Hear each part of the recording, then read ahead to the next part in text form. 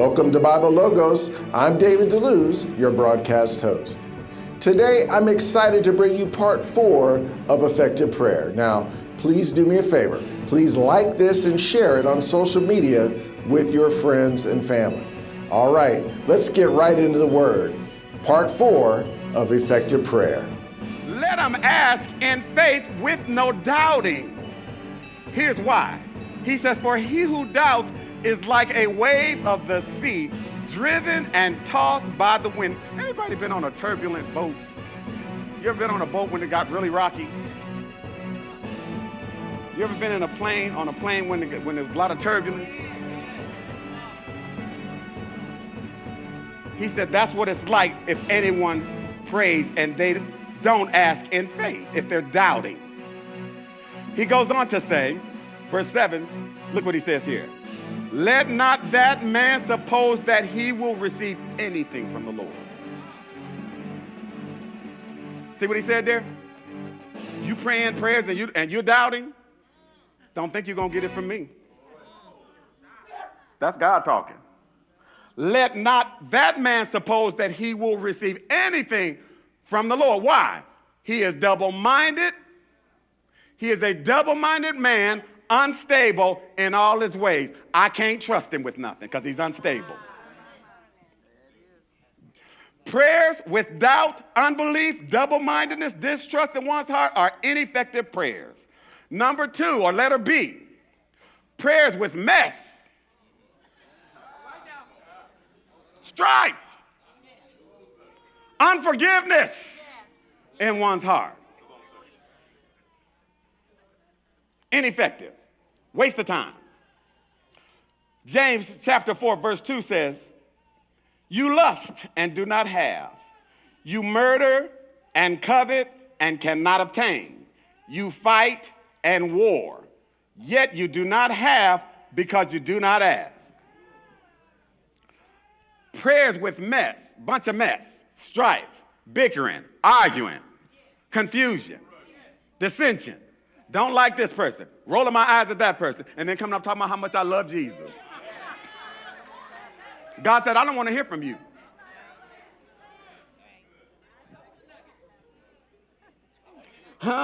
You better not step on my feet. Lord, I love you, I love you, I love you, I love you.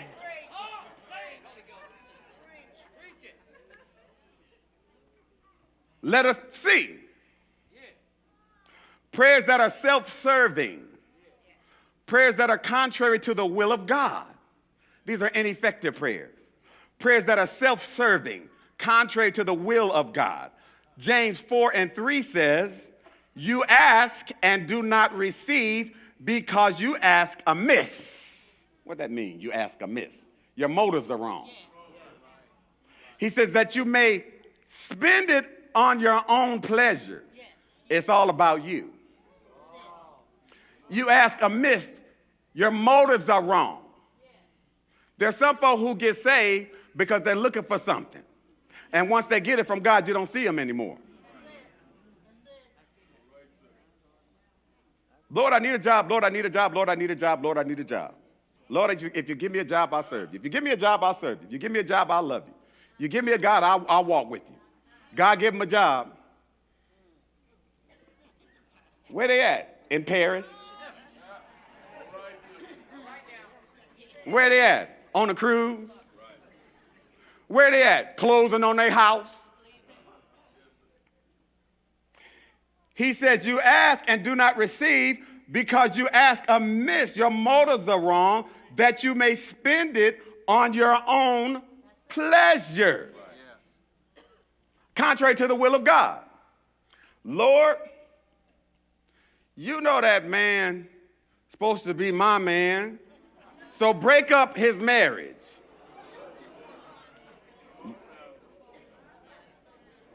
People do this. Pastor Charlie, you know people do this. People do this. This sounds funny, but people do this. I hope ain't nobody up in here trying to do it.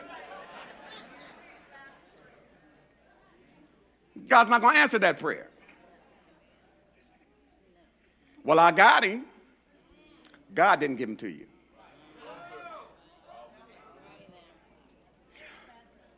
You ask and do not receive because you ask amiss. Your motives are wrong, that you may spend it on your own pleasures.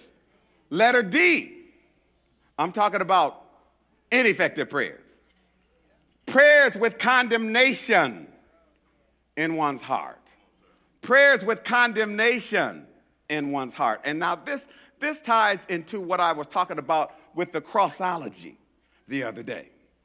When we spend so much time talking about repenting and talking about returning to the cross and talking about that we're just sinners saved by grace and talking about how all has sinned and come short of the glory of God. And yes, all of that is true, but the same Bible says that you were sinners.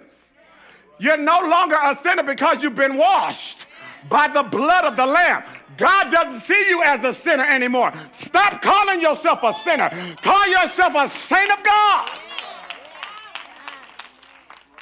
If you call yourself a sinner, you will continue to sin. You will have condemnation in your heart, and you will not be able to pray in faith because you don't believe that you're entitled and you don't believe that you're worthy because I'm just a sinner saved by grace. But if I recognize God has delivered me, I was a sinner, I've been saved by grace.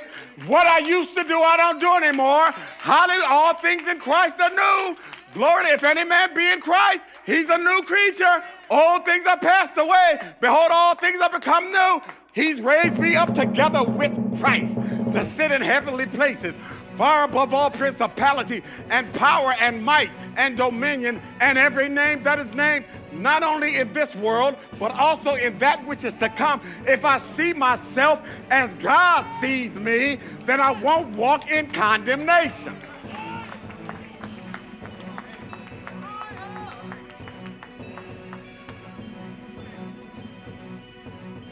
1 John chapter 3, verses 21 and 22 read as follows. Beloved, if our heart does not condemn us, we have confidence toward God. Welcome back.